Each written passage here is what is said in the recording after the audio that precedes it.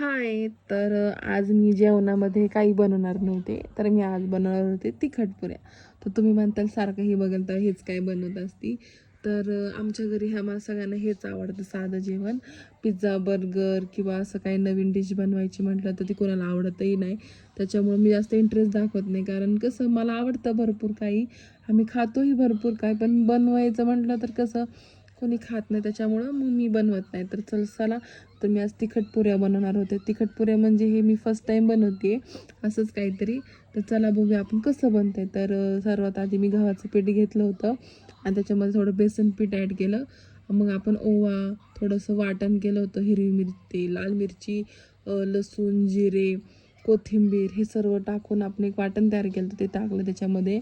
हळद टाकली, थोडं मीठ टाकलं आणि कोथिंबीर भरपूर टाकली, कारण का आपल्या घरी शेतातली कोथिंबीर आहे, तर भरपूर आहे आपल्याकडं, तर आपण कितीही टाकू शकतो. तर मग हे सर्व टाकलं, आधी मिक्स करून घेतलं आणि मग थोडं थोडं थोडं थोडं पाणी टाकत राहिले आणि एक मस्त गोळा तयार केला. तर हे गोळा मी 5-10 मिनटं असं ठेवला, तर म्हणजे झाकून.